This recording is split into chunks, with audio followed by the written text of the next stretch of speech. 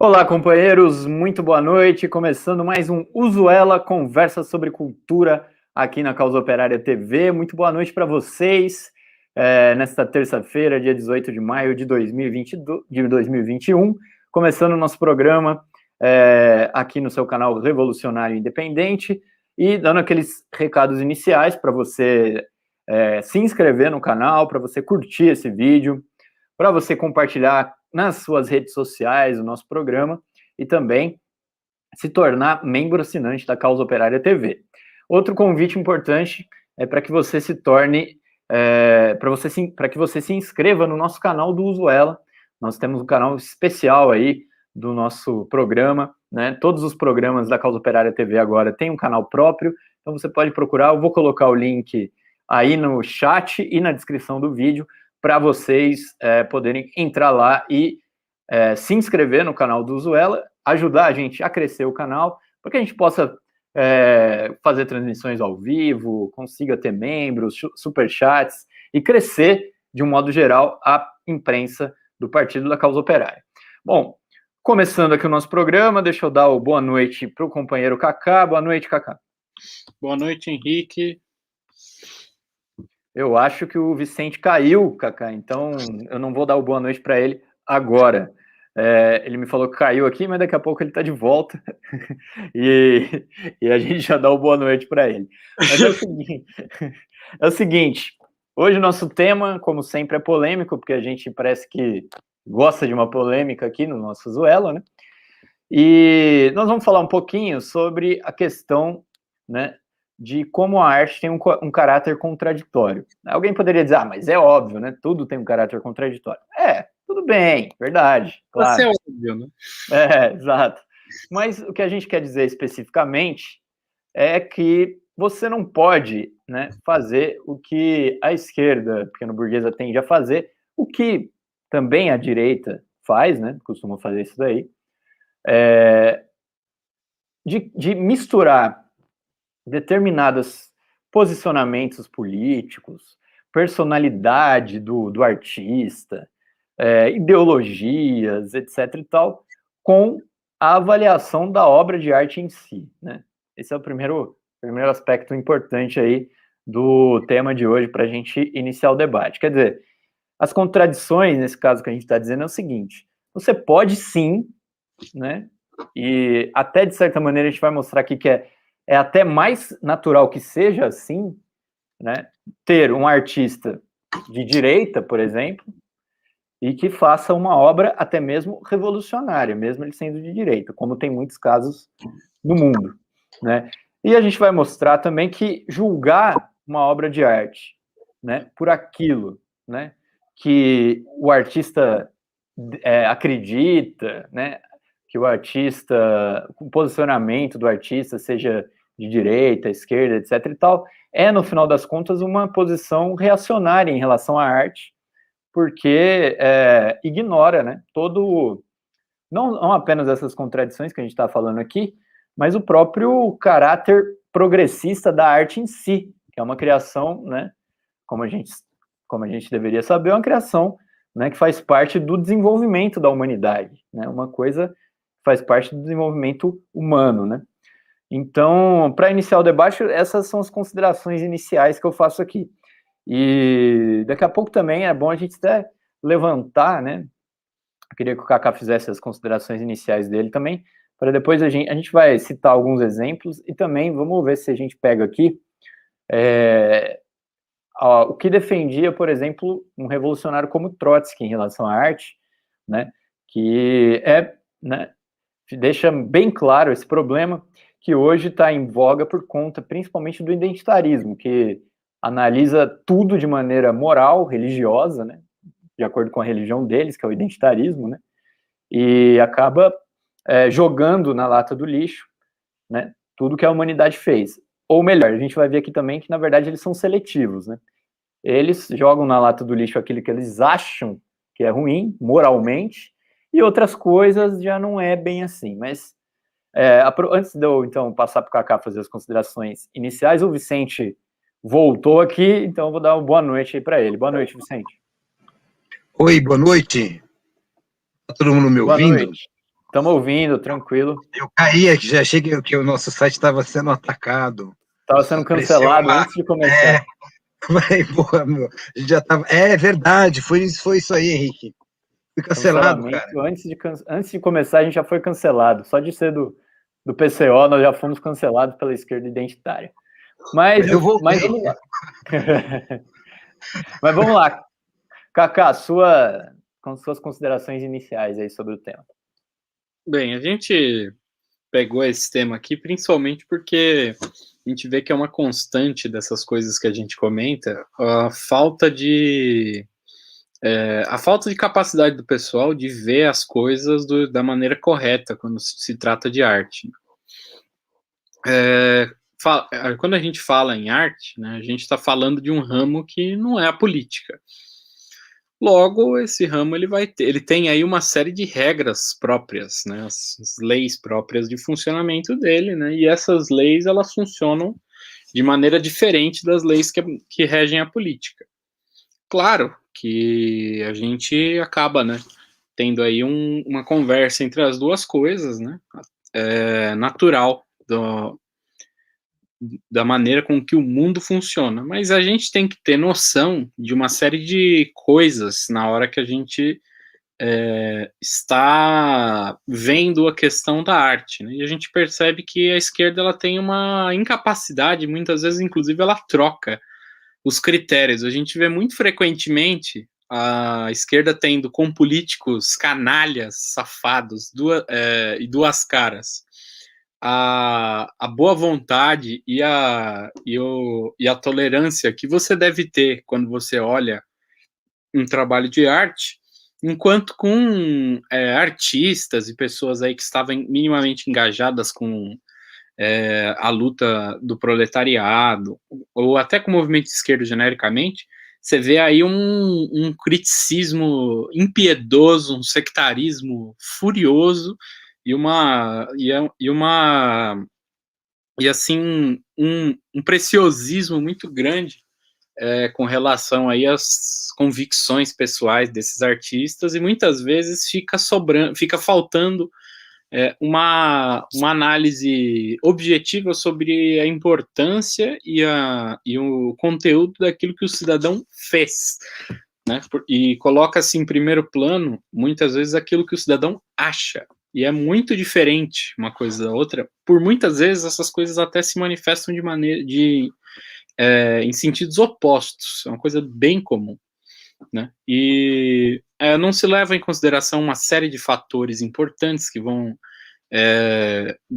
delimitar aí determinadas coisas que podem ser estranhas hoje, mas dependendo do contexto em que aquele trabalho foi feito, aquilo lá era mais normal.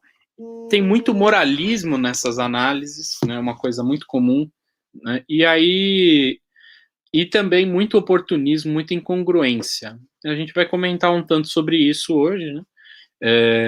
Vai dar vários exemplos práticos, né, sobre como que existe aí no meio da esquerda uma tendência muito forte a ver a coisa do jeito errado no que diz respeito à arte. E como eu falei, existe também muito comum aí o tratamento virado, né, onde trata-se aí um político duas caras, com a tolerância que você daria a um artista bem intencionado, e a um artista bem intencionado você dá o tratamento de um político oportunista duas caras. Vicente, suas primeiras palavras aí sobre o nosso tema. Primeiras considerações? Então, eu peguei assim, um gancho, né, no que o Kaká estava falando. Deixa eu acertar meu som aqui, senão eu não escuto direito. Muito bem. Estava ouvindo o que o Kaká estava falando, eu peguei algumas coisas para comentar, né? A gente começar a falar sobre isso, porque é um assunto inesgotável, né? Vai começar a trocar uma ideia sobre isso hoje, e embora às vezes a gente varie aí no título, né? Aí do parte 1, parte 2, o assunto ele basicamente gira em torno de questões assim, né? Qual é o estatuto da arte, né? O Kaká falou de leis, não é? O que é isso, né? Quando a gente fala, né?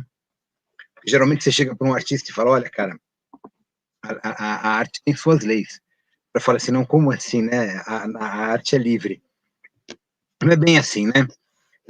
Toda arte, né? Ela é subordinada a alguns padrões, assim. Não é em toda época do mundo em que as mesmas coisas são consideradas arte, né?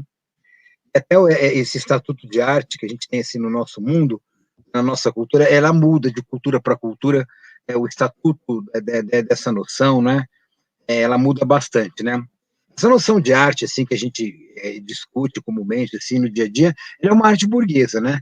Ela é aquela arte, assim, que você define o artista como um intelectual, como uma figura ativa na sociedade, e às vezes até como um empresário da sua própria obra, né? Essa definição, por exemplo, do literato, não é? E isso não cabe na Idade Média, não é? Na Idade Antiga, essa ideia de poeta, né? Por exemplo, você falou Homero, né? A gente até já conversou disso. Quando isso vira um livro, né? Porque assim passaram-se anos e é claro que na época não havia uma questão, por exemplo, de direito autoral, não é? Que é uma coisa que interfere diretamente nessas questões que a gente sempre discute sobre identitarismo na obra de arte, como você julga a obra de arte. Hoje em dia ela passa pelo mercado, não é? Então você vai falar, meu, mas esse poema que eu fiz agora, ele passa pelo mercado, de um modo ou de outro ele passa. Se você publicar, fizer um livro, aí que ele vai passar mesmo. Agora, se for uma editora comercial, ele vai estar inserido de um modo ou de outro, senão o cara ele não vai pôr uma grana dele ali. Eu sei como funciona pelo menos essa questão das editoras, né? Mas isso funciona em qualquer outro ramo, né? Mas esse negócio do mercado a gente não pode perder de vista isso, né? Porque ele explica muita coisa, né?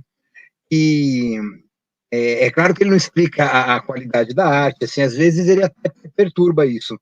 Ele não explica assim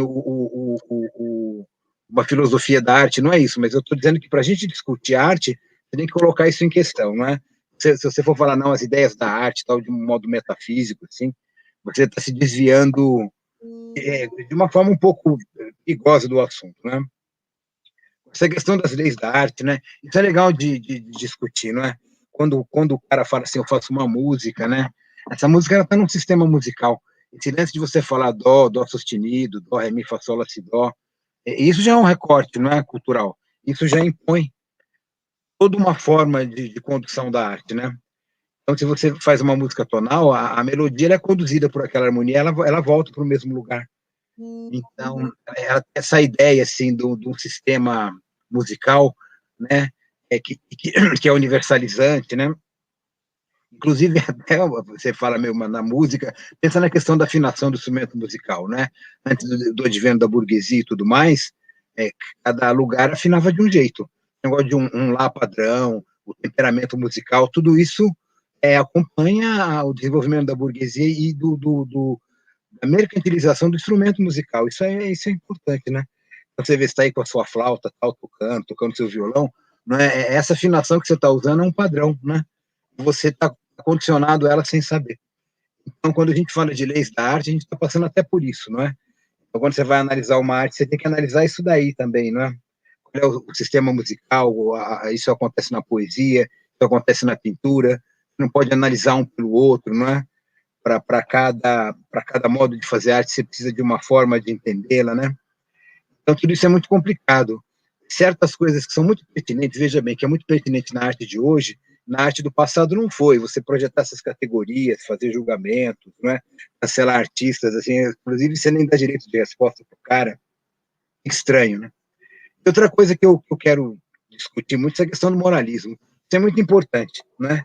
Porque eu desconfio que boa parte dessas tendências que a gente chama assim identitaristas, elas são excessivamente moralistas, né? Elas são o fundamentalismo delas também entra na questão sexual. Então elas fazem uma promessa de liberdade quando na verdade me parece que não é bem isso que acontece, né? Você é uma camisa de força assim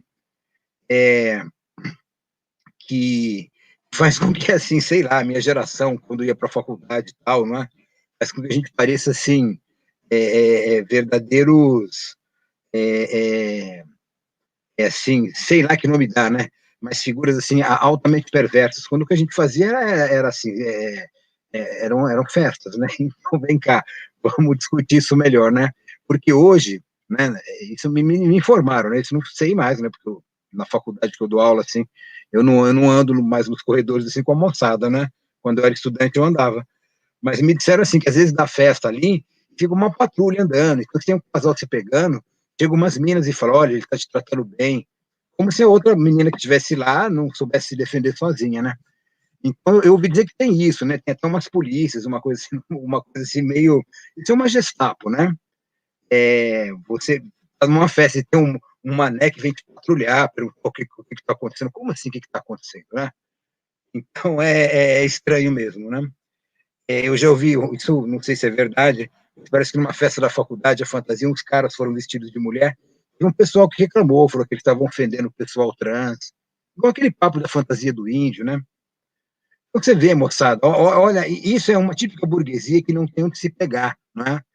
Isso acho que a gente tem que discutir também, porque isso encobre uma intolerância, uma burrice, eles tentam mostrar justamente o contrário, né? Eu vou passar a bola aí, né? Eu peguei uma carona aí, comecei a falar demais, mas acho que esses assuntos vão voltar, né? Então vai dar para... Isso é interminável, né? Eu queria começar, então, chamando algumas discussões aí, né, sobre esse tema. Eu falei do Trotsky aqui, uma coisa que os revolucionários debateram muito aí na época do stalinismo era justamente a tentativa de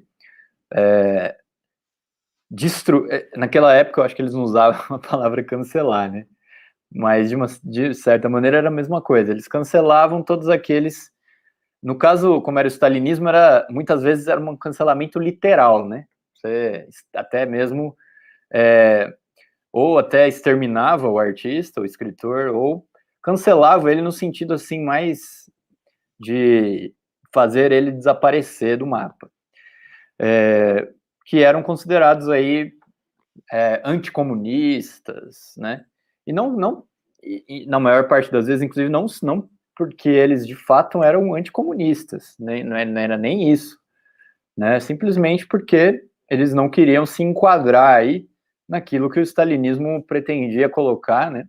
Usando a força política da União Soviética e dos partidos comunistas ligados à União Soviética, iam enquadrar aí vários artistas que tinham que obedecer determinadas formas, senão eles não eram nada, né?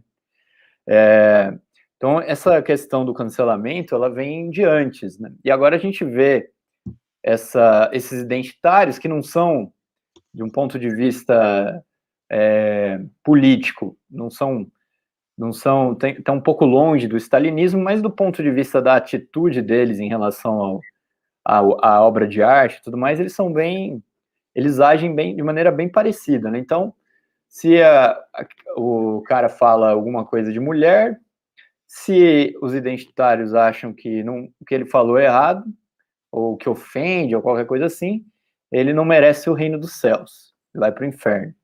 Né? Se falar alguma coisa que eles acham que seria homofóbico, também vai para o inferno. Se falar alguma coisa que parece ofender os negros, mesmo, né, que seja um negócio que não tem nada a ver, vai para o inferno também. E assim vai. Né? Um melhor exemplo nesse sentido, melhor não, mas um exemplo interessante, recente, que a gente tem aí, antes de eu passar a bola aí para o Kaká, é o próprio exemplo do que tem acontecido com Monteiro Lobato, né? Monteiro Lobato é um escritor, um ótimo escritor, talvez o maior escritor de literatura infantil do Brasil, que já existiu.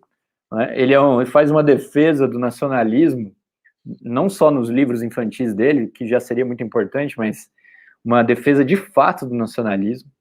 Um escritor que, inclusive, pelas posições nacionalistas dele, acabou sendo empurrado para se tornar para entrar no Partido Comunista, quer dizer, ele foi a evolução dele foi à esquerda, né? No entanto, para os identitários, o Monteiro Lobato deveria ser cancelado, alterado, censurado, porque ele seria, né, em uma, duas ou meia dúzia de passagens em algum livro, né? Ele seria, porque aqui também, né, não vamos dar aqui de barato que eles estão certos, porque eles não estão, mas ele seria racista, né, em uma ou outra passagem. Então, por isso você tem que praticamente desconsiderar toda a obra do cara por causa disso, né?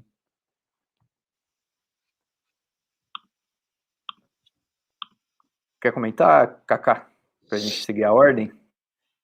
O caso do Monteiro Lobato, né, a gente tem martelado muito nele porque ele tem uma importância muito grande, né, pro problema da cultura nacional, né? Ele, pelo menos aqui para o Brasil, ele é um ótimo exemplo de como essa falta de noção do pessoal em avaliar problemas da arte, né, também é uma falta de cultura geral, né, porque essas acusações que eles saem disparando por aí frequentemente são erradas, como é nesse caso aí, né, mas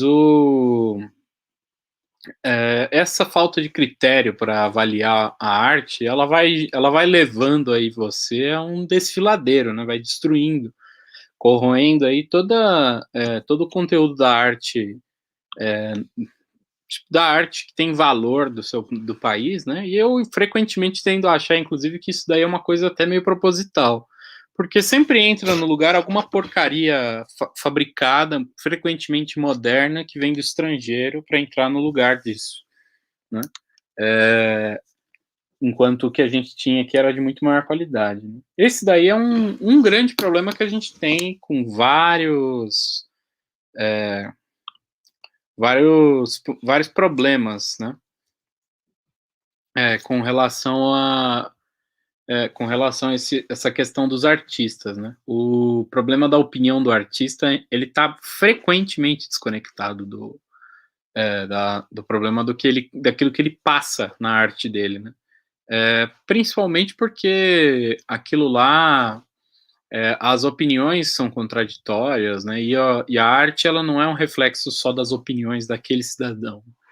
Um exemplo que a gente conseguiu tratar no Música de Classe uma vez, e curiosamente a gente não encontra muitas críticas por aí, e aí tende-se a imaginar que existe algum interesse oportunista em não criticar, nesse caso, porque seria o caso perfeito para criticar, é o próprio Luiz Gonzaga, que por muitos anos foi o maior, mais consagrado músico, né, da música popular brasileira, né? Vendeu muito disco, foi aí também um dos pioneiros da indústria fonográfica brasileira, uma das primeiras vozes não, né, um dos primeiros a ser gravados, né, da música popular. E ele é um caso perfeito desse tipo de crucificação infundada aí da esquerda, que não aconteceu, né? Imagino que tenha muito a ver com o fato de que é muito difícil crucificar um cidadão que é tão popular, né? No caso dele aí já fica mais complicado. É difícil você chegar e falar. É mais fácil você chegar para uma pessoa e falar do Monteiro Lobato e colocar essas coisas aí, porque é uma coisa bem mais antiga, né? E que, apesar de muito popular, tá poderia colocar que está um degrau aí abaixo na dispersão, né? Do que você ir lá e querer crucificar um Luiz Gonzaga, que é, assim, um dos maiores ícones da cultura popular, né? E o Gonzagão, ele é um exemplo muito bom desse caso aí, do cara que é contraditório em opiniões expressadas e opiniões expressadas na arte, opiniões expressadas por si, né?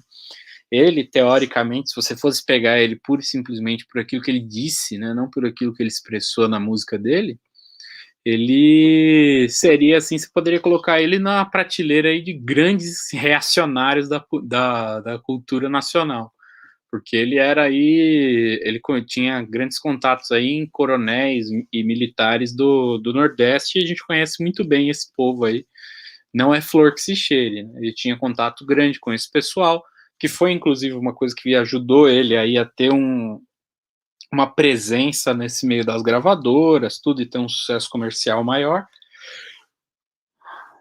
E no caso dele, ele através da música dele, ele fez exatamente o contrário, né? Ele não tinha aí uma música em apoio à ditadura, nem nada do tipo, Muito pelo contrário, a música dele, quando você olha a coisa em perspectiva, ela era uma afirmação cultural do braço mais revolucionário da sociedade brasileira da época, que é até hoje, que é a classe operária, que na época dele estava se formando a partir do êxodo do Nordeste, né? Então, aquilo que é dito é muito diferente daquilo que é expressado, né? Porque também a gente tem que levar em consideração o seguinte: o sujeito é um artista, não um político. Eu falei no começo, né? Existe aí uma coisa impressionante que eu vejo, que é assim, um finesse, é muito critério na hora de ver aquilo que o artista expressa, é muito pouco critério na hora de escolher aí representantes políticos para o movimento de esquerda, porque você percebe aí no meio político uma série de cafajestes políticos aí que são colocados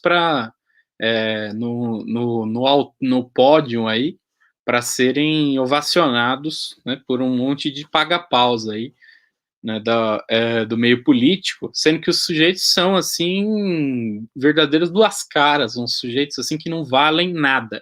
Enquanto grandes artistas da cultura popular brasileira, que são expoentes importantes, eles são grandes, eles têm uma importância grande aí para a afirmação nacional, para a construção da cultura nacional, e eles são aí demonstrações da capacidade intelectual e também cultural, né, a riqueza cultural do Brasil. Esses são crucificados, e frequentemente, quanto mais combativo e mais importante o sujeito é para a construção aí da cultura nacional e também para a expressão da politização, do radicalismo na cultura, o sujeito é mais criticado, e no lugar de apoiar esses, são apoiados aí uns artistas mequetrefes de meia tigela que a gente tem aí, que são os caras que não valem nada também, não tem interesse nenhum sobre eles, são pessoas que eram desconhecidas, e tudo que eles têm é um apoio abstrato aí da imprensa que fica jogando água no moinho desse pessoal aí, para ver se vende um disco aqui, uma coisinha ali, e cria aí uma base artificial de fãs para um negócio que não vale absolutamente nada. E enquanto isso, os grandes clássicos da nossa cultura e grandes coisas que ajudaram aí a levantar, a erguer a cultura brasileira no patamar que ela tem, que é um patamar muito alto, uma cultura muito rica, né, e com um histórico de grandes coisas em vários terrenos, aí vai sendo lentamente corroído por essa profunda confusão e oportunismo barato aí que a gente vê. Vicente, um comentário? Oi, eu anotei umas coisas aqui. É que é tanta coisa, não é? Porque, assim, a crítica, né, esse tipo de crítica que a gente está criticando aqui, ela é global, e ao mesmo tempo, assim, ela não tem assim um foco muito preciso, não é? Ela vem com uma ideia bastante, assim, um conceito, vamos dizer assim, um significado bastante curto, não é? Bastante com pouco poder de explicação, tenta fazer com que aquilo alcance alguma obra de arte, um filme, um fenômeno artístico qualquer, e quer dar uma amplitude para aquilo, né? Que aquilo não corresponde. Não sei se estou muito confuso, porque isso é confuso também, mas vamos tentar melhorar isso daí, né? Um artista, ele não é um político, embora ele esteja inserido politicamente, né, ao produto que ele, a obra que ele, isso daí é todo ele, né? Não é só o artista burguês, né? Todo artista tem sua inserção social, então ele acaba tendo uma inserção política. Mas ele não é necessariamente um analista político. Às vezes o cara é um escultor, ele tem aquele talento, a escultura dele, assim, é fantástica, é genial, mas ele não tem... o que ele está esculpindo? Ele está esculpindo lá, sei lá, o Júlio César, sabe? Então, é essa a história, né? O cara lá, quem que ele esculpiu? Ele esculpiu o bispo, né? Pintou o bispo Cirilo. Meu, mas esse cara foi um criminoso. Sim, mas o quadro está bem feito. sabe? O pintor aí, ele mandou bem, olha as cores que ele usou. A arte, ela permite uma independência dessas formas que a gente estava discutindo, que você pode ficar, não é o melhor jeito de discutir a arte, né? Mas você pode ficar nesse orbe delas, né? Falando, olha o que esse pintor fez, veja, né? Os músicos, eles têm essa observação, né? Olha aqui o acorde que o cara usou, veja como ele fez essa passagem. Os poetas também, né? Veja como ele trabalha aqui a métrica, olha que ideia interessante, né? Ele mudou o vocabulário, é um tema que não era discutido assim, aí o cara está discutindo, né? Ele inovou por aí.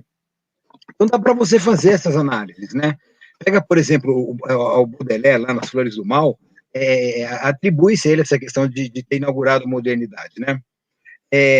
Por quê? Porque ele traz certos elementos que na poesia anterior a ele não eram considerados poéticos, né? Então ele fala assim da cidade, da decadência da cidade, ele trata certos elementos, assim, ele traz uma temática que não tinha sido colocada ali. Mas ele foi um poeta revolucionário, né? E isso não foi, né? Pelo contrário, né? Enquanto poeta ele foi revolucionário, mas enquanto um agente político ele foi, não foi uma figura bastante burguesa até. E ele estaria muito mais próximo assim, de um ponto de vista anarquista, né? Tipo assim, ele combate o tédio burguês, mas o sistema burguês, ele não vê que aquele tédio burguês é um fruto do sistema, né? Ele considera aquilo como uma perversão do sistema. Como está muito bem explicado naquele livro lá do Plekhanov, de arte, né? Em que são aquelas palestras que ele deu sobre arte. Eu queria até esse exemplo que eu estou tirando é de lá. E esse daí, né, do Baudelaire, etc. Então você tem que saber separar ele mesmo, né, que é um analista de arte com bastante acuidade, ele sabe separar bem uma coisa da outra, ele vai tomando esse cuidado, né, ele vai falar, olha, quando você disse que um poeta escreve bem, né, é disso, é como ele trata bem as formas poéticas, as que ele inventa, aquelas que ele herda da tradição e as melhora, as depura, né, e aí tem um ponto de vista político, não é? As pessoas deveriam, se esse fosse o critério, não sobrava ninguém, porque como a gente tem um critério assim que ele é polêmico, não é? Às vezes assim um autor que para você tem uma atitude política que você considera assim, olha o que o cara deu a vida pela política, né? Chegou e falou, olha, tudo bem, mas olha o que ele fez, né? Morreu em vão, tal. Então, tem toda uma complexidade aí para você fazer essa discussão, não é? Eu queria tocar nessa questão, né, já que você falou do Monteiro Lobato, né? Então, veja, nessa primeira observação que eu fiz, acho que dá para a gente tentar, assim, buscar, né, alguns caminhos para fazer essa discussão, né, da arte que é boa, da arte que não é, sobre de qual ponto de vista ela é boa, né? Então, tudo isso a gente tem que considerar aí, né? Então, daí a gente pode pular, né, sobre essa questão do Monteiro Lobato, né? Pode parecer assim, mas de novo eles vão falar do Monteiro Lobato, né? Vem cá, o Monteiro Lobato ele é um escritor fantástico, ele não é um cara que escreveu só literatura infantil, como se isso fosse só, não é? A literatura infantil é um ramo importante da literatura universal, não é? E no caso dele, ele escreve muito bem. Quem leu lá Renação de Narizinho, o Saci, Viagem ao Céu, ele aproveita, né, dos temas para contar de uma questão de folclore. Quando eu li o Saci, eu estava encantado com o folclore nacional, eu era criança, tinha 7, 8 anos. Eu li avidamente os capítulos, porque cada um ele fala de um mito, né? E aí eu ficava lá todo encantado com a descrição dos mitos, né? E depois você vai ler o Minotauro, os 12 trabalhos de Hércules, é fantástico. As discussões que ele entabula ali, da Emília com Hércules, a maneira como ele vai contando os 12 trabalhos, eu não esqueci até hoje a sequência dos trabalhos, por conta da história. Né? E Viagem ao Céu, não é? As crianças costumam gostar de astronomia, né? Eu gostava. E ele conta, ele vai descrevendo, e fora aqueles, né, mais pedagógicos que eu acabei lendo mais velho, Gramática Aritmética de Emília, Gramática de Emília. São muitos livros, né? Tem elementos assim que são muito interessantes. Por exemplo, quando eu li A Chave do Tamanho, eu fiquei barbarizado lá com certas cenas assim do Marquês de Rabicó, comendo algumas figuras do sítio, né? Figuras assim que foram acompanhando você, né? Não vou dar spoiler, sei lá se as pessoas vão ler, mas você fala, meu, que é meio chocante isso, né? A maneira como ele trata aquilo, né? Lembra um pouco aquelas fábulas assim da Idade Média, que a Idade Moderna, vai, e que a princesa vai morar com a sogra, né? E a continuação, acho que é da Bela Adormecida, ninguém conta, né? Eles não viveram felizes para sempre. Foram morar com a sogra, e todo filho que ela tinha, a sogra e ela devorava o filho, né? Então, tem isso daí, ele traz essa morbidez, né? Que acompanha o Monteiro Lobato, inclusive nos contos para adulto, né? O Urupês, quer ver aquele o Negrinha. Negrinha é uma história assim, é um terror absurdo que acontece ali, né? Uma denúncia, onde está o racismo ali, né? Então, escapou uma frase aqui mal colocada, você esquece a obra inteira do cara, né? É aquilo que o Cacá falou. Às vezes você pega umas figuras assim bastante pilandras, sabe? Que vem com um papo assim bastante furado e empaca porque vem com uma conversa assim, do tipo, não sou politicamente correto. E aí você vai ver as posturas do cara, o cara fala assim, não, eu sou um liberaloide. Como é que pode ser politicamente correto se o cara até pode, né? Porque o que um liberaloide vai alegar eticamente é que ele é politicamente correto, né? É meio isso, né? Voltando à questão do Lobato, né? O Poço do Visconde é muito interessante o que acontece ali, né? Eu já falei disso várias vezes. Eles descobrem petróleo lá no sítio. Ela investe lá nas cidadezinhas, né? Cidade, né? Que está lá em volta do sítio quer dizer, ela não vai comprar uma Ferrari, que, né? Ela fica lá, aquele capital, né? Ele vira um capital nacional, né? Quer dizer, o petróleo é nosso, moçada, né? Até hoje é nosso, e até hoje, veja só o alcance dele, né? Até hoje, um dos motivos de terem derrubado a Dilma, a prisão do Lula, é uma questão de petróleo. Presta atenção, não é? Ver o que você está combatendo. Agora, gente, essa história, por exemplo, de racismo, de tal, eu vou até repetir o que eu já falei aqui, mas acho que sempre vale a pena, não é? Você pega certas passagens do Guimarães Rosa, em que ele descreve o negro, a maneira como ele concebe a cultura negra, aquilo é muito complicado, não é?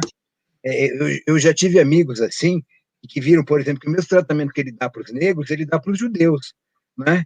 E aí, como é que fica? Nós vamos cancelar o Guimarães Rosa, né? Como você fica? Ele próprio não era um cara lá muito progressista. No entanto, um grande, talvez assim, junto com Memórias Póstumas, né, considerado os dois grandes romances da literatura brasileira. E olha, em língua portuguesa, tá bom?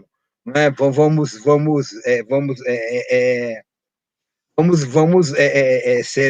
ser justos aí com esses dois, não é? Não é só o Brasil, não é?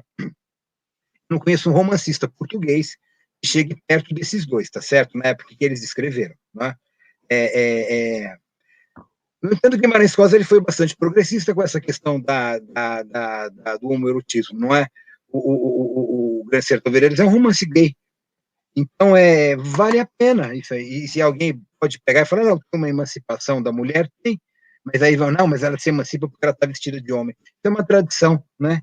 Várias mulheres, assim, desde romance de cavalaria, do Orlando Furioso, acho que a Bradamante, ela veste de homem, porque ela põe armadura.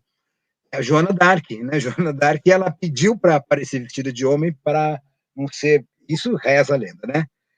Para não ser, para ter um pouco de autoridade ali naquele meio, que ela era a única mulher. Então, estou falando da questão do julgamento, né? Enfim, tudo isso se confunde bastante. Para você tratar essas questões, você não pode ter uma opinião burra. Porque essas opiniões que circulam por aí, não tem outro nome para dar, elas são burras. Elas têm um alcance curto, não é? Elas são dignas de um Olavo de Carvalho, tão burras que elas são. Ele tem essa opinião, só que é do lado da direita, né? Mas a hora que você vê, né, a opinião de arte sobre essas questões, você acaba esbarrando nessas assim, simplificações, né? Você simplifica, e você coloca aquilo num modelo mais fácil de entendimento, e aí tudo passa de boa. Moçada, se for assim, Porque você não lê a Divina Comédia. Divina Comédia, lá os muçulmanos, eles estão no inferno, os judeus também. Como é que você faz? Aí você vai na sala de aula ensinar a Divina Comédia, tem um muçulmano, tem um judeu, o cara vai lá, você está me ofendendo, não é? Não é assim, companheiro. Olha a época que isso foi escrito, os caras estavam em guerra, né? Se liga, né? Vamos tentar ver que grande poeta, né? Praticamente o cara que organizou, um dos caras que organizou a língua italiana. E aí você vai, então recua até a Ilíada, né? Imagina que você é troiano, né? A situação em que o Homero coloca lá no, acho que é o Heitor, se eu não me engano dos nomes, diante do Aquiles, né? Fugindo, correndo do cara, covardemente. Então você fala, meu, peraí, né? Não é assim, não é bem assim. Então, numa dessa, você não vai salvar ninguém, porque a arte ela é polêmica, né? Ela vai desagradar as pessoas. O Paraíso Perdido no Milton, que dá um tom da literatura em língua inglesa durante assim muito tempo, não é? O que ele diz lá das mulheres, a condição em que ele a coloca, né? O que ele fala da democracia, né? Dá uma olhada, né? O que você faz com isso, né? E se você for pegar o modernismo brasileiro, não é? Quem você vai salvar de lá? Qual é o critério que você vai usar? Por exemplo, o Oswald, ele foi um cara de esquerda, mas não tardará quem diga que ele é machista, não é? Então vai por aí afora, né? Eu acho que critério é esse, né? É um critério bastante, assim, bobão. É que, sabe, arte, ela é uma coisa assim, tanto analisar quanto fazer, ela não é para o amador, não é? A pessoa ela tem que saber o que ela está fazendo. Isso demanda um tempo. Fazer um poema, fazer um romance, não é? Tem muito Zé Mané aí, que acha que fazer romance, pegar figuras ultra desconhecidas da década de 70, ficar por aí, suscitando esse lixo cultural, não é? Com uma perspectiva burguesa, decadentista. Isso é o que circula muito, né? Isso pode parecer como anarquismo, como uma doideira, mas não é só um bunda mole enchendo o saco. Então a gente tem que ter bastante atenção, né, para esse tipo de arte, ver como é que ela, nesses momentos de crise política que a gente está vivendo, a coisa fica mais intensa, né? Aí a discussão fica mais interessante, né? Mas tenho certeza que a gente vai voltar a falar de Monteiro Lobato, que a gente vai voltar a falar dessas coisas todas e a coisa continua assim, né? Muito difícil. Então, é legal um debate, né? Um debate legal com pessoas que defendem essas opiniões bastante assim, simples, né? E colocar diante de situações assim concretas da arte, né? Como é que você fez? Veja essa arte aqui, veja esse poeta, né? Esse aqui tem influência desse, veja o que aconteceu aqui, né? Então é complicado, sabe? Uma frase que eu gosto muito do Trotsky, falando de arte, que ele fala assim, né? A cabeça de um filisteu educado é uma lixeira, cabe tudo ali. E muitos desses artistas que estão aí, eles são, assim, filisteus educadíssimos. Então, é uma lixeira atrás da outra. Vocês querem maior lixeira do que o discurso universitário? Eu lido com isso o dia inteiro, não é? É uma frase amarrada com outra que não tem sentido. Eu estou falando de ciências humanas, não é? O cara não consegue perseguir uma ideia com coerência, a maioria das vezes. Aí eu fico assim, olha, veja esse cara, olha como ele fala difícil. Não, é só uma coisa enrolada, é um estruturalismo misturado com psicanálise, e aí entra pela porta dos fundos a extrema-direita, a pessoa não se dá conta, enfim, né? O filisteu educado é isso, eu acho que o Trotsky fala assim, ele vai dando as coisas que estariam na cabeça de um poeta que ele está criticando lá, e no fim ele fala, tem um Ciro, né, para falar, não é o Ciro Gomes, né, do filisteu educado aqui também tem o Ciro Gomes, não é? O Círio, né, que é o da igreja, né, que é o da vela, da igreja ortodoxa, então isso tudo vem misturado, né? Então é meio isso, assim, eu passo a bola aí pro Henrique. A gente está fazendo um triângulo. É isso aí.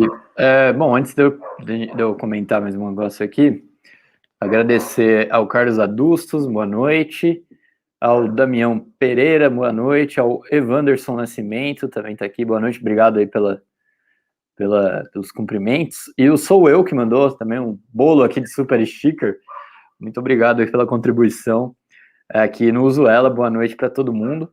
É o seguinte, eu aproveito para colocar mais um elemento no debate, saindo um pouco do identitarismo e dando um exemplo que aconteceu, inclusive, com o PCO, né?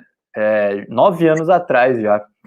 Em 2012, dezembro de 2012, um dos maiores arquitetos do século XX, que é brasileiro, Oscar Niemeyer, né, faleceu aí com quase 105 anos, né?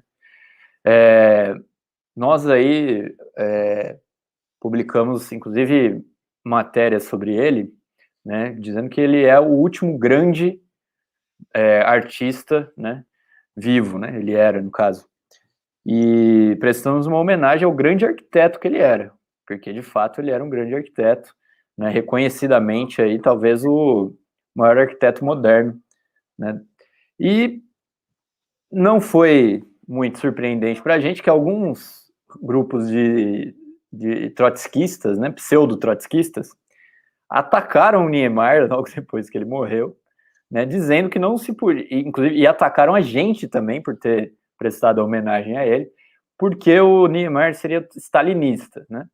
Niemeyer, como muita gente deve saber, né, foi aí do Partido Comunista durante anos e anos e anos, e nunca, eu acho que, se não me engano, ele entrou em 1945 no Partido Comunista, e desde então ele nunca saiu, ele foi do Partido Comunista, depois foi do Partido Comunista do Brasil, né, quando teve, mas ele nunca deixou de ser efetivamente, né, comunista, no sentido, logicamente, que, né, aqui não cabe para a gente analisar, nossa, o Partido Comunista, os erros, etc e tal, nós estamos avaliando o artista, a importância do artista, inclusive o fato de que ele é um cara de esquerda, tendo feito parte do Partido Comunista, né, stalinista ou não, já é, inclusive, já deveria ser, inclusive, um fator da gente realmente valorizar o fato de que, por maiores que sejam as confusões do PCB, né,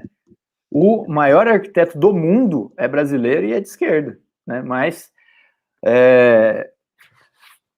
grupos trotskistas disseram que não se podia homenagear ele. E aí eu coloco a mesma coisa. Será que a obra do Niemeyer deixa de ser grandiosa porque ele foi do Partido Comunista? Lógico que não. Isso daí é uma besteira, uma coisa de gente que não tem aí discernimento na hora de analisar as coisas, né? E é uma posição, né? Fica muito claro, uma posição totalmente antimarxista, né? Porque por exemplo, como a gente falou aqui, o Trotsky explicou que você tem que analisar a obra da pessoa, né, como ela é, né? Se você tiver que criticar politicamente, você critica politicamente a pessoa, se isso tiver alguma função objetiva, né, na luta política, né? Mas o fato de que o Niemeyer, por exemplo, era stalinista, não era stalinista, não muda em nada a obra dele. Principalmente porque é arquiteto, né? E com essa ideia aqui, a gente também deveria desconsiderar um monte de grandes artistas, né? O primeiro que me vem na cabeça aqui, inclusive, é o Jorge Amado, que não apenas era um stalinista, como ele cumpriu efetivamente um papel de polícia ideológica do stalinismo na literatura. Ou seja, ele era diferente do Niemeyer, que era uma coisa assim mais ele era do Partido Comunista, uma coisa mais abstrata. Efetivamente, o Jorge Amado cumpriu um papel político entre os escritores da época dele, né? Meio que cumprindo esse papel que o stalinismo tinha em todos os partidos comunistas do mundo, de procurar, né, enquadrar o pessoal. Né? E, inclusive, foi alvo aí de muitas polêmicas com os trotskistas na época. Por exemplo, a Pagu, né? Agora, nem por isso, né, o Jorge Amado deixa de ser um grande escritor. Ou seja, as coisas você não deve analisar a coisa de um ponto de vista moral, nem nada disso, né? Você deve analisar a arte como ela é. Mesmo porque, se a gente usasse a lógica aí dos identitários e dos stalinistas, na verdade, quem que a gente deveria gostar? Né? Em última instância, nós deveríamos gostar apenas de arquitetos, músicos, escritores, poetas, artistas em geral que fossem estritamente filiados ao PCO. Ele deveria ser super sectário, então, e só levar em consideração. Mas e aí, quem que... Né? Quantas pessoas serão filiadas ao PCO? Né? É um absurdo, uma ideia totalmente sem pé nem cabeça. Né? No entanto, os identitários acham que isso daí é a coisa mais inteligente, mais revolucionária do mundo. Bom, e eu também introduzo aqui um outro ponto, que é meio que um ponto, digamos assim, um exemplo oposto dos que a gente está dando aqui, que são aqueles artistas que são direitistas, né, e que eles têm um destaque, né, maior do que efetivamente eles são como artistas. Eles, digamos assim, eles são mais valorizados do que efetivamente aquilo que eles contribuíram para a arte, né? Por quê? Justamente por serem direitistas. E, curiosamente, esses artistas, eles são muito pouco levantados aí quando um desses identitários, um desses que defendem que você tem que desconsiderar a obra artística por conta da pessoa, eles não são lembrados. Por quê? Porque a burguesia faz muita propaganda deles. Eu tenho três casos aqui muito, muito interessantes. O primeiro é do Dostoiévski, né? O Dostoiévski, embora fosse um grande escritor, ele não era um escritor tão grande quanto, por exemplo, um Tolstói da vida, né? No entanto, quando se fala de literatura russa, né, da época, quem que a burguesia mais de quem a burguesia faz mais propaganda? Justamente de quem era de direita, porque a maior parte dos escritores da época do Dostoiévski eram revolucionários, né? E ele, nesse sentido, ele não era, ele era um cara, inclusive, de extrema direita, né? Outro exemplo que é muito interessante é o Fernando Pessoa. Quem aqui não... Fernando Pessoa, ele tá até em bula de remédio, se deixar. Tem citação do Fernando Pessoa, né? Só que o Fernando Pessoa, ele é um cara de direita, abertamente de direita. Mas ninguém fala isso. Por que ninguém fala isso? Porque a burguesia faz propaganda do Fernando Pessoa. Também não estou dizendo que o Fernando Pessoa é um mau escritor, não tem nada a ver com isso, né? Nem vou entrar nesse mérito aqui. Mas o fato é que há uma propaganda da burguesia para ele. E os identitários, aqueles que defendem a patrulha aí de que você precisa, o artista tem que ser puro para você poder defender a obra dele, etc. e tal. Nunca vi nenhum identitário falando, não, esse Fernando Pessoa era de direita, né? Pelo contrário, se você vasculhar aí, você vai ver um monte de identitário aí citando Fernando Pessoa, né? E por último, que eu acho que é o caso mais extremo, porque aí já inclusive a própria obra dele já é questionável, é o Salvador Dalí. Muito pouca gente sabe que o Salvador Dalí era um fascista mesmo, de carteirinha, né? Era um adorador do Franco, né? Um partidário do Franco, era um adorador do Hitler e tudo mais, né? Ninguém fala isso. Por que ninguém fala isso? Porque o Dalí, a burguesia faz uma propaganda enorme dele. Inclusive, faz uma propaganda que chega a falsificar o surrealismo, né? Eu acho que, comigo, pelo menos, aconteceu, e eu acho que acontece com todo mundo. Quando você é moleque e você começa a aprender sobre arte, quando falam surrealismo, a primeira coisa que vem na sua cabeça é o Salvador Dalí, sendo que ele não é um representante legítimo do surrealismo, né? Mas por quê? A burguesia faz isso para fazer propaganda dele, que ele é um cara de direita, porque 90% dos surrealistas eram revolucionários, então a burguesia não quer impulsionar o André Breton, que foi trotskista, não quer impulsionar o Benjamin Perret, né? Não quer impulsionar o Luiz Buñuel, e por aí vai, né? Então, até me deu o branco aqui do principal artista plástico do surrealismo, depois se vocês lembrarem, que é assim, né? Também era uma pessoa de esquerda e tudo mais. E o Dalí, né? Só para concluir, ele era criticado pelo André Breton, né, e pelos surrealistas, e foi expulso do movimento surrealista, Não necessariamente porque ele era fascista, né? Tudo bem, logicamente que o fato de que ele era fascista, o pessoal também caía matando em cima dele, óbvio, né? Também ninguém é besta. Agora, as críticas que o Breton e os surrealistas faziam ao Dalí é de que ele não era um representante legítimo do surrealismo, por quê? Porque ele transformou o surrealismo numa fórmula para ganhar dinheiro, né? Quer dizer, o surrealismo que é aquela questão da escrita automática e para pintura é um mecanismo parecido, etc. e tal, o Dalí transformou isso daí numa fórmula. Então ele vai lá, ele desenha aquele negócio escorrendo, né, desenha não sei o que lá, meio distorcido, mas isso daí é uma fórmula do Salvador Dalí. Por quê? Porque ele era uma pessoa hiper oportunista, né, e fazia isso daí para ganhar dinheiro. Inclusive ele fez, se não me engano, fez coisas para o Walt Disney, fez coisas para empresas multinacionais, etc e tal. Né? Eu vou até pesquisar aqui o Breton nos seus debates aí com o Dalí, ele até fez um anagrama com o nome do Dalí, que transforma o nome Dalí em dólar, né? Que é uma maneira de mostrar que ele era um oportunista safado. E esse daí ninguém fala, eu nunca vi. É difícil ver alguém falando, não, Dalí era fascista, defendia aí a morte de judeu, né, assassinato, campo de concentração. Realmente, eu nunca vi nenhum desses identitários falando nada disso daí.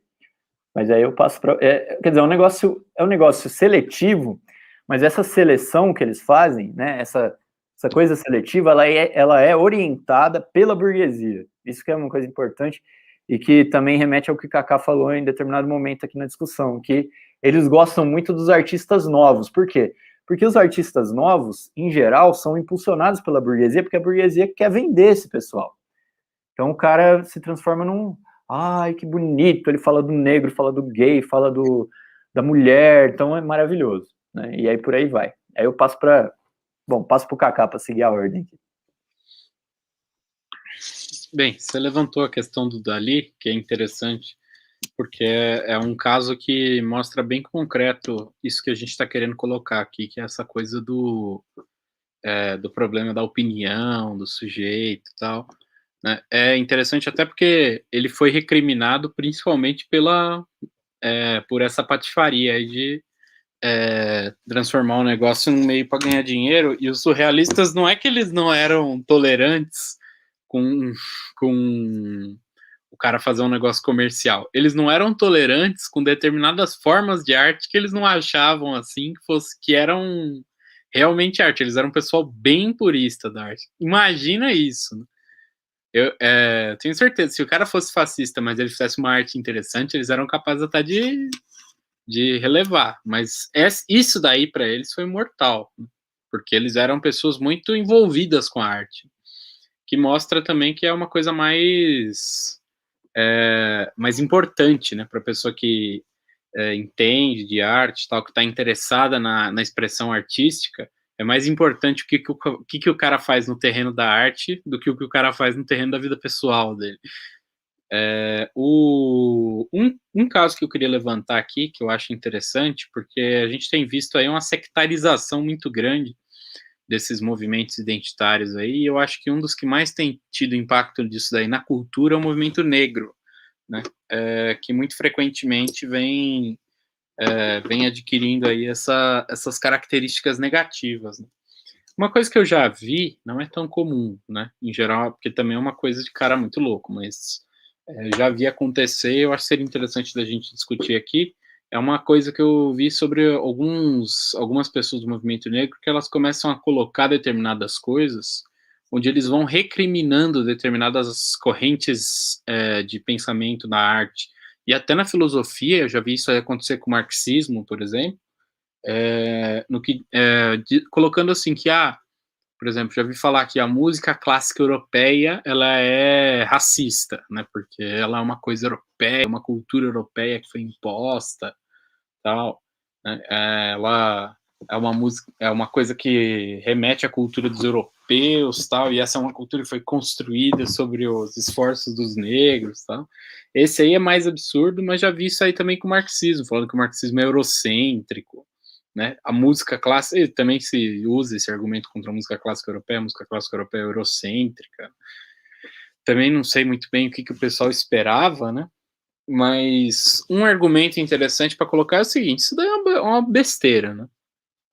Até porque quando você vai procurar cavar e entender melhor a questão da música clássica europeia, você vai perceber que uma parcela importante dessas músicas, elas são arte revolucionária, no sentido estético, né? É uma coisa assim que revolucionou os conhecimentos que a gente tem sobre músicas, estruturas, tal, e promoveu um grande progresso social no que diz respeito à expressão artística na música, né?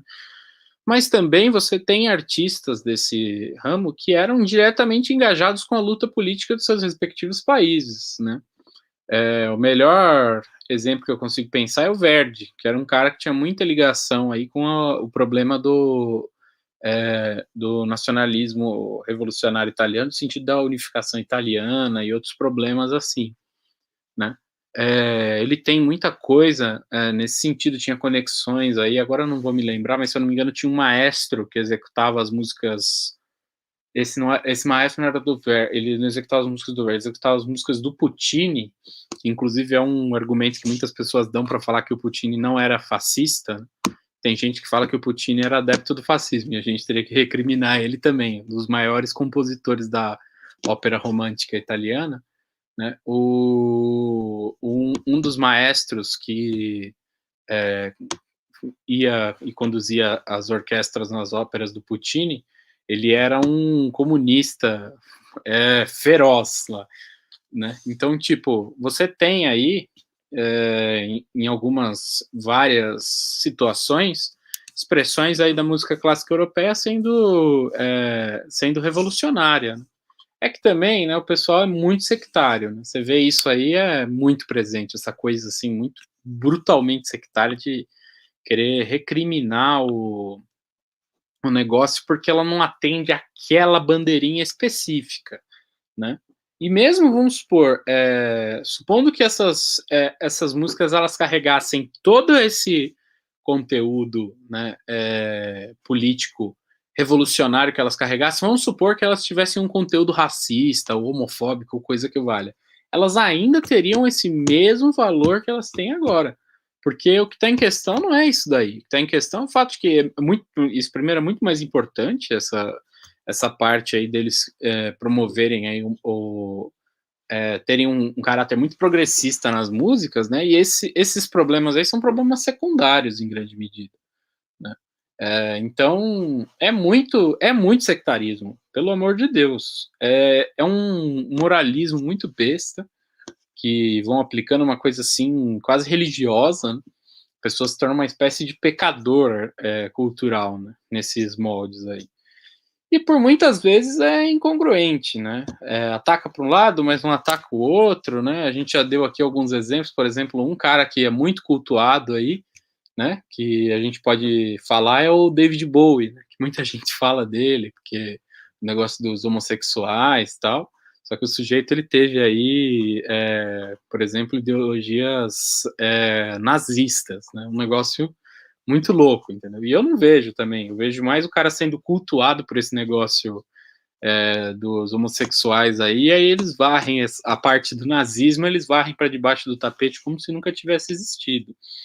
Então, assim, o pessoal precisa ter uma análise mais fria das coisas, né? Tem que perceber a importância que aquelas coisas têm concretamente, né? Ver, assim, ver a realidade como ela é. Precisa entender que, assim, o mundo, ele não é lindo, maravilhoso, tal. A arte, ela vai refletir aí os aspectos da sociedade sobre os olhos dos indivíduos, elas não refletem toda a sociedade também, tem que levar isso em consideração. Refletem o meio social que o indivíduo está inserido também, tem que pensar a coisa assim. Então, não dá para esperar que seja tudo perfeito também, né? E também eu tenho que dizer uma coisa, a noção de perfeição desse pessoal aí é uma noção besta, né? Eu, particularmente, acho que, assim, as coisas que esse pessoal ama de paixão, eu acho tudo uma verdadeira porcaria. Isso daí é impressionante.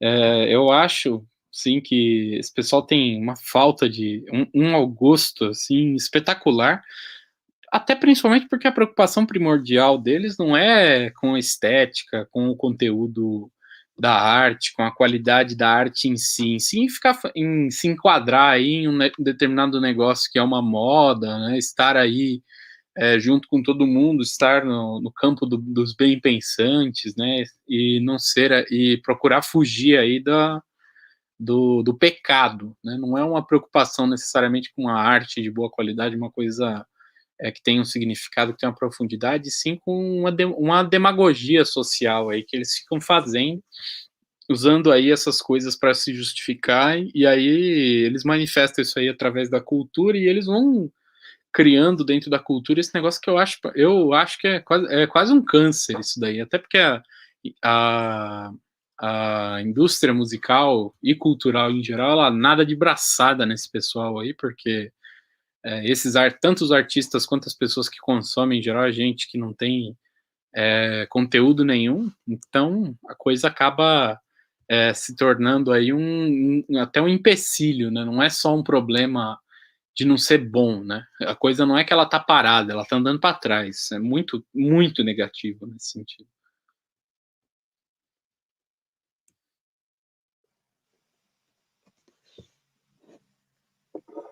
Oi, sou eu agora, Henrique? Já estou no ar. Você mesmo. Então, queridos, não, vocês falaram tanta coisa, né? Eu fui anotando aqui. Essa história do Jorge Amado é muito séria, né? O pessoal, assim, ele foi bastante apagado, né? Hoje em dia, assim,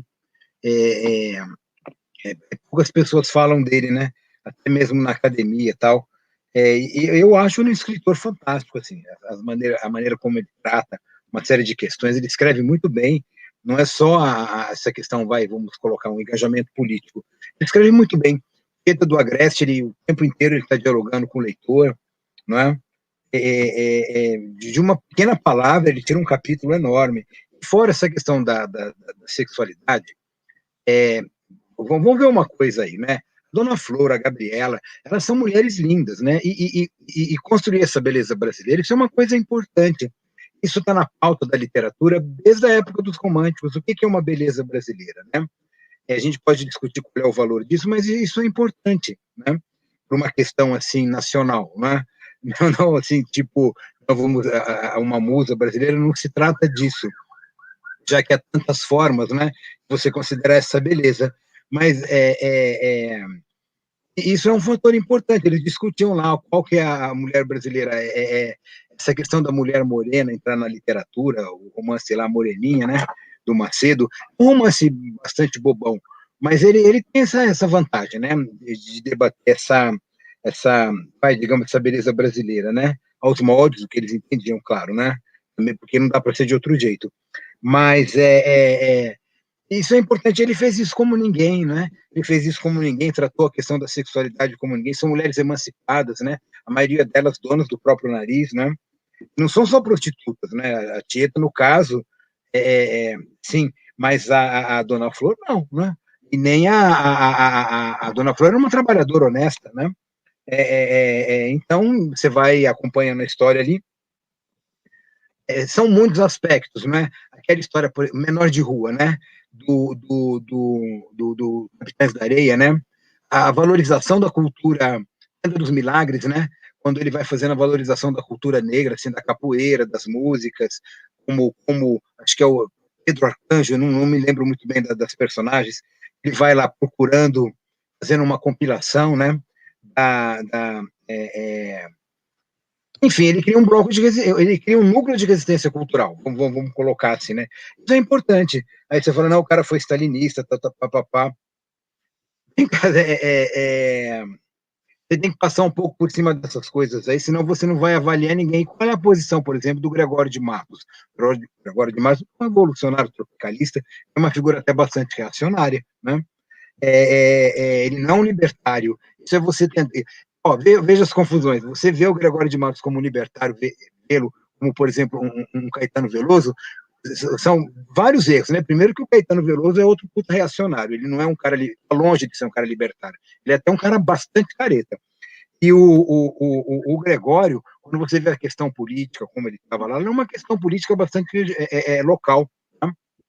É claro que ela é reflexo de algo maior, mas aquelas perrengues, quando ele fala mal do governador, não é igual a gente aqui falando do Dória e etc. Né? Lá era todos aqueles poemas dele falando Brasil, com semelhante te encontro, tal, ele está lamentando, né? A queda de uma aristocracia a qual ele pertencera, né? Ele fez os estudos fora do Brasil, também que naquela época não tinha como não fazer, né? Enfim, tudo isso tem que ver melhor como acontece. Essa história que o Henrique está falando do Fernando Pessoa, isso é grave. Se você for num congresso de literatura portuguesa e no meio lá tiver na mesa, assim, os portugueses, você vai levantar essa questão do fascismo, né? Do Fernando Pessoa ser um cara de extrema direita, tem gente que se levanta. Eu pergunto, mas por quê? Não é? Ele foge lá pelos heterônimos, né? E outra coisa também que o pessoal não comenta, né? Há uma ode dele, acho que na Ode Marítima, lá do Álvaro de Campos, você tem uma cena gay, assim, lá, extremamente violenta, é um estupro que está acontecendo ali. Então, aquilo é o quê? Uma apologia daquela sexualidade, né, de um masoquismo gay, não é? Ou aquilo lá seria algo, assim, abominável de colocar. A questão é que aquele estupro, ele vai virando um ritual dionisíaco. Então, é isso que você tem que levar em consideração, entre outras coisas, né? Mas e aí, como fica, né? A figura dele, você vai jogar fora toda aquela engenhosidade, toda aquela forma como ele conduziu, porque ele mesmo, Fernando Pessoa, me perdoem, assim, eu acho uma poesia muito chata, não é? O que é legal nele ali são os heterônimos, não é? E é por onde ele escapou, né? Porque o mensagem, tudo isso eu já acho bastante cansativo de ler, e até por um motivo profissional.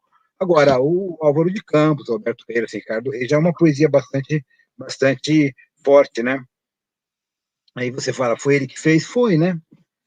São as várias formas do cara escapulir, né? Mas isso, assim, isso vai ficando bastante sério, né? Porque, por exemplo, Henry Miller, né? Eu li bastante, sou fã do Henry Miller. E várias vezes já tive, assim, polêmicas, assim, com mulheres que falam, não, mas ele é um machista. Sim, mas ele escreve muito bem, né? Mas onde você está vendo o machismo? Tem uma posição aí heterossexual que você não está considerando. Aí é claro, né? Eu viro e falo, peraí, mas você tem que ver o meu lugar de fala, né? Quer dizer, esse é o cala-boca, mas você convindo a discussão, né? Porque aí já não dá mais para discutir, porque o que é o lugar de fala de alguém, né? Todo mundo tem um lugar de fala em algum lugar, e esse é o critério, isso é a grande bobagem, né? Mas essa questão, assim, do Kaká, né, que ele falou de estar regredindo, eu tenho certeza que a gente está regredindo. Tá? A questão, por exemplo, eu já vi gente falar que não lê a poesia do Glauco Matoso, que é o maior poeta vivo brasileiro, porque ele é politicamente incorreto, porque ele fala mal de mulher, porque não sei o quê. Fala mal numas, fala bem em outras, né? O cara fez 5.555 sonetos, seriam todos, né? Eu não li. Eu li uma boa parte disso aí, e com essa boa parte dá para ver que coisa é mais complexa. Roberto Bitelli também é um grande poeta vivo, né? Herdeiro daquela década de 60, 70, um cara fantástico. Já vi gente falar que a poesia dele é machista, né? E o que dizer, por exemplo, da poesia do Roberto Piva? Que ele descreve, assim, verdadeiros, assim, verdadeiras festas com uma molecada de 15, 16 anos, né? Com meninos, assim, com adolescentes, né? E aí, como fica, né? Você vai jogar fora um dos maiores poetas, né? Brasileiros. Então, a gente volta a insistir, né? Eu acho que a poesia desses caras, assim, ela não é machista, ela não é homofóbica, ela não é pedófila, coisa nenhuma. Ela é uma poesia revolucionária, que vai fazer você pensar nessas questões, e além dessa burrice que está circulando por aí, né? É uma burrice, quando vai para o sexo, isso vira de um moralismo absurdo, né? São pessoas, assim, que são virgens falando de sexo, né? E é isso, né? São figuras assim que não dá para entender, né? Com todas as críticas que a gente pode fazer lá, as maluquices do Wilhelm Reich, o pessoal devia ler aquilo um pouco, né? Para ver o que é a sexualidade do proletariado, do campesinato, e ver que eles estão assim comendo uma bola violenta, né? Isso é sério, né? A burguesia assim, ela perde a virgindade com 30 anos, assim, aí por isso que vai ficando tudo neurótico. E estou exagerando, tá bom? É com 28, 29. Agora, o que é gozado, quando você pega assim, uma arte sobre esse paradigma, assim, ela só vai ser uma arte ruim, né? Não tem como ela ser boa. E fora, que agora já está acabando o nosso horário e tal, mas vários temas, por exemplo, que começam a entrar na literatura negra brasileira, na literatura gay brasileira, que vem de fora. Isso, a gente poderia até fazer um programa sobre isso. E você começa a ter uma poesia brasileira, ela começa a ser valorizada porque ela incorpora um tema estrangeiro. Aí, assim, não é nenhuma antropofagia, isso é imperialismo cultural, porque a pessoa, às vezes, nem está se dando conta. Às vezes eu vejo aparecendo na poesia negra certos temas como, por exemplo, o exílio, não é? Isso é um tema, acho que, muito americano, sabe? Por que ele emplaca, não é? Por que ele emplaca assim num tipo de literatura? Porque ele faz eco, né, com algo assim que é o imperialismo cultural. Então acho que você tem que tentar perseguir melhor essas coisas para ver as ideias que você está comprando, não é? Porque, por favor, não é? É, é, vamos melhorar um pouco tudo isso, né? Deixa eu ver se eu anotei mais alguma coisa, né? Essa história do Dali, né? É bom falar de boca cheia, assim, eu sempre achei Dali assim, uma coisa muito, muito ruim, não é? Você compara ele, a gente estava aqui falando do Miró, do Max Ernst, o Dali, perto desses caras, ele não é praticamente nada, né? De repente você fala em surrealismo, você lembra desse cara, né? Uma pintura assim, meio um cara bundão, sabe? E vem cá, que papo esse de artista pirado, não é? Isso tipo assim, o anarquismo ele é burguês, né? Eu estou lendo uns livros, assim, também seria um tema para a gente discutir aqui, né? O engajamento tropicalista na arte, né? Não só na música, né? Porque aquilo vai para outros setores, né? Como que as pessoas tentam dizer assim, havia no Brasil naquela época, né? Os tais brasilianistas, né? Que havia três correntes, havia a militância havia a repressão de direita, claro, não é? Isso também não dá para encobrir, eles vêm, mas também havia a militância de esquerda que era muito opressiva. Onde que eu quero saber que ela era opressiva? Né? Os caras sendo presos, torturados, onde é que está a opressão dessa esquerda? Né? E aí vem, né? Mas havia uma terceira via, que é a via do anarquismo, dos tropicalistas e tal, moçada, isso é uma via mega burguesa, olha ver como esses caras estão hoje na indústria cultural, ganhando Grêmio, não é? Vamos ver o que é isso, não é? Meio isso, né? que é a história que eu queria colocar. É uma certa tosquice aí, né, na hora de analisar as coisas, né, de você sempre... o anarquismo é o coringa, né, ele é a carta que você fala, não, o cara é um anarquista. Não, não é um reacionário, um babaca de direita, né, não é porque ele pintou o cabelo de roxo, botou uma camisa colorida, saiu por aí, não, tal. Calma lá, cara, né, às vezes você só tá vestido de palhaço, é meio isso daí, né, vestido de Carmen Miranda. O que é isso? Quer dizer, o cara é revolucionário porque botou uma banana na cabeça, porque veio aí se comportar como uma figura assim que era tipo... Ela fez um filme que chama Minha Secretária Brasileira. Alguém já viu esse filme? Já viu o papel ridículo que é dado a um brasileiro, sabe, rebolando com banana na cabeça? Zé Carioca. Sabe, o Zé Carioca, moçada. Carioca da Disney, né? Então vamos ficar um pouco mais atento a isso daí, né? O que a gente está, né, elegendo ou não, né? Qual é o nosso espírito crítico aí no meio disso tudo. É isso aí, Henrique. Passou a bola aí para você dar o... Acho que já está acabando, né? A gente vai tabelar o próximo programa. É isso aí, a gente está no finalzinho já. E eu vou passar para vocês aí já se despedirem dos nossos telespectadores para a gente encerrar. E semana que vem a gente está de volta mais um Zuela. Bom, vamos lá, Kaká, despeça considerações finais aí. Eu acho que a gente falou bastante hoje disso daqui, né? O programa tem tomado essa rota mais polêmica, né? Eu acho positivo. Falta muito debate dentro da esquerda sobre o problema da arte, né? o debate é muito... A coisa toda é muito estéril, né? A gente precisa tomar a iniciativa de ter aí um debate sobre a cultura mais sério, né? Porque se a coisa seguir nesse ritmo aqui, não é que não vai ter um debate, a coisa tá ficando muito feia, né? O pessoal tá... Não, como se não bastasse, o pessoal não conhece a cultura nacional, tal, eles recriminam e destroem a cultura nacional.